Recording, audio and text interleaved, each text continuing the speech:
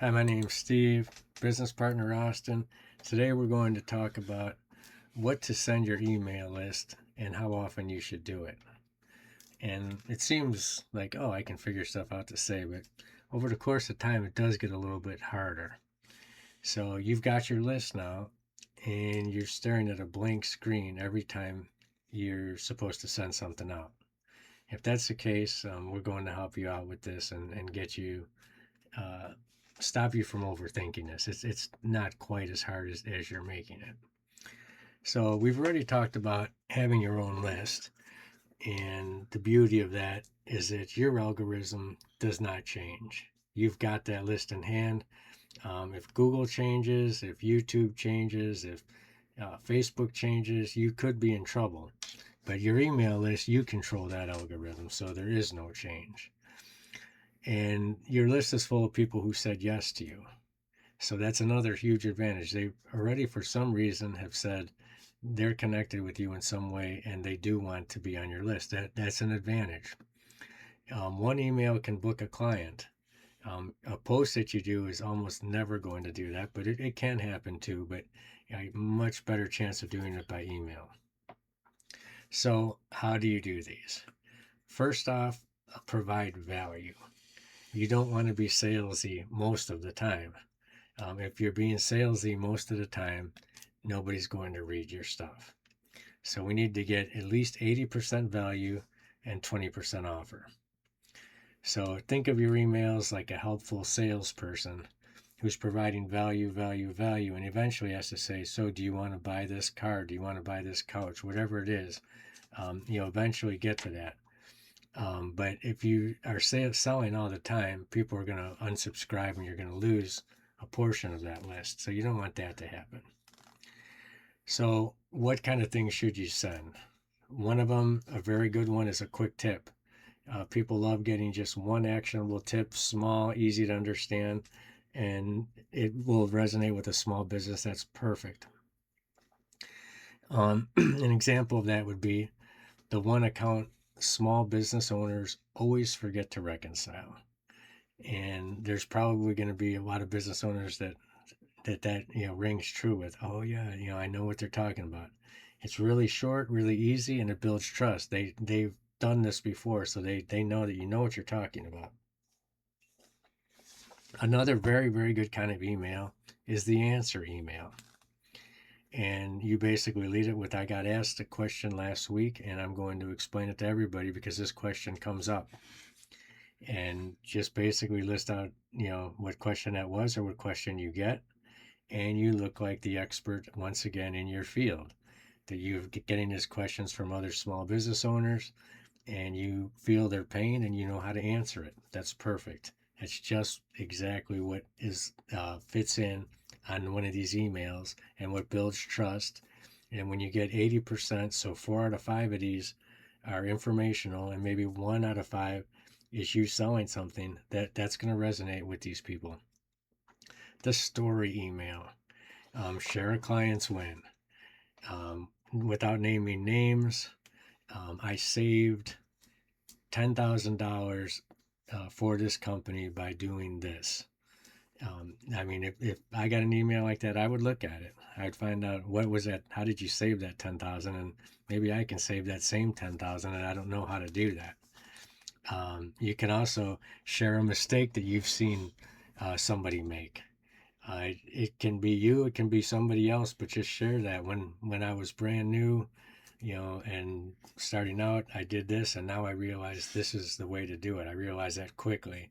Or one of your clients came in and had this huge mistake they came in with, and I corrected that right away. Stories connect with people, and they stick with them.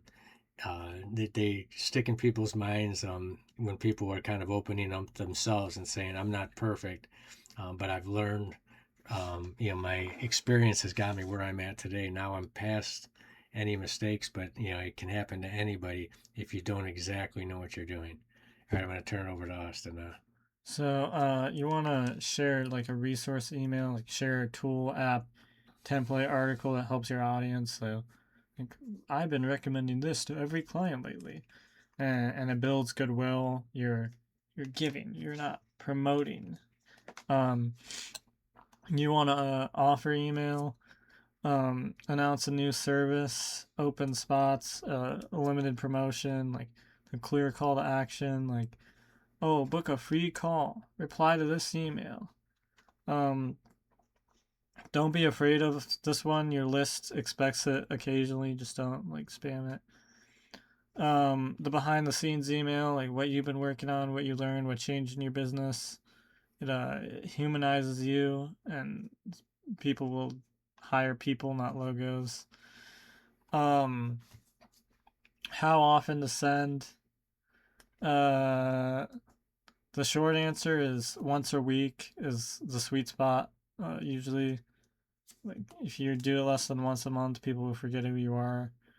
More than 3 times a week, and people just get annoyed and unsubscribe. Once a week, you're top on mind without being annoying. Um, if you want to start, if you do like the first couple months, you can do twice a month to build a habit, and then after that, you should go weekly. Um, just consistency beats frequency. So, um, like showing up every Tuesday is better than sending 5 emails in a week and then taking a 6 week break. Yeah. Um, so simple weekly formulas. Pick one of these per week and rotate. So like a Monday mindset email, a midweek tip, or a Friday wrap up, something like that. You don't need to have a different idea every week. Just rotate formulas. Um, All right. Um, so the consistency and how often you do it is important, and you know, if you can do twice a month, that's gonna be good in some markets. Every week is very helpful. If you can get that many out, I know some people can't. Just like a Google Business Profile, it's great to get out at least once a week, if not more, but it's hard to. So do the best you can, but be consistent with it. I think Austin said the best thing, that it's better to get one out for 6 weeks than it is 6 days in a row and then take 6 weeks off. That is not how to build momentum. So you need to get some kind of consistency going. If your consistency is getting one out every 2 weeks, then go ahead and get that going. And then maybe you can build that up to once a week. But at least get started. At least start to get that repetition going. It's kind of like working out. Once you build it into your time frame, it's in there. But before it's very hard to get started on things. People put off working out for years. Same with this kind of thing. We see people who have a Google Business Profile. They've been doing this for 5 years, and I say, oh yeah, I know I should be doing this, but I get caught up in doing all my other stuff that I put that at the back burner, and that's exactly why it's hard to get business, because a lot of people here are not doing the things to get new business. That's all I got for today. Do you have anything else, Austin? no. All right, thanks for watching. Please like and subscribe.